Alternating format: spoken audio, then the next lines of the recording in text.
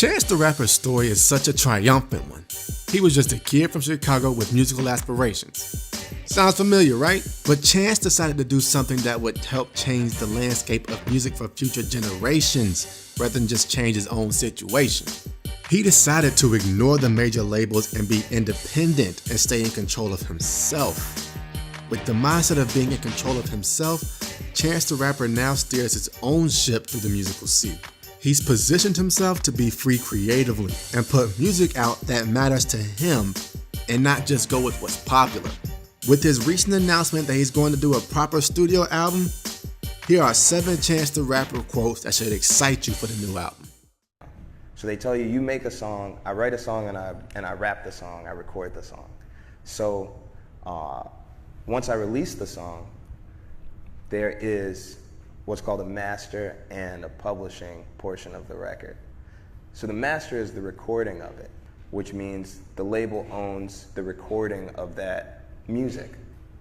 On the publishing side, if I write a record and I sign away my publishing in a publishing deal, they own the composition of work.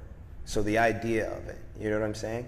So if I play your song on piano that you wrote, I have to pay you publishing money because it comes from that idea. Or if I sing a line from that song, it's from the publishing portion. If I sample the actual record, if I take a piece of that actual recorded music, that's from the master. None of that shit makes any sense, right? That shit didn't make any sense to you? Because that shit is goofy as hell. Yeah, I'm just trying to be an example for all the young artists that are becoming artists every day and working on their craft and trying to help them avoid the pitfalls of the upper management in music and the non-music side of music. And when it's in your hands, you just, you're self-motivated and have, all the tools that are there. So I just want people to avoid, the comments. As music grows, there's always new ways of releasing, and, there's visual albums and, full concerts and big Broadway musicals, and so many ways that music moves around that. Like, I feel like trying to fit it into a for sale album is kind of obsolete now. It's like we're reliving fun. I don't even want to say youth. It's not about being young. Just like we're remembering what it was like to be fun, because we're adults now, and we're supposed to forget that. I believe in hard work and God, and I feel like if you put those two things together, you really can't fail.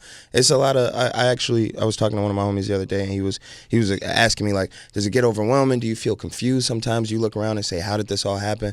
And I said, no. When you're in a position and you somewhere and you're like, oh my God, it's so many women and so many drinks, and I don't understand how this happened to me, then you're somewhere that you're not supposed to be. It's awesome. I mean, I think the climate of music and technology, where that lands, and correlates with music, I'm in a good space to do whatever I want, And having this person in your corner doesn't hurt in the least bit.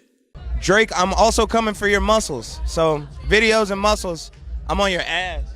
Drake? Oh my God, that was awesome. That happened.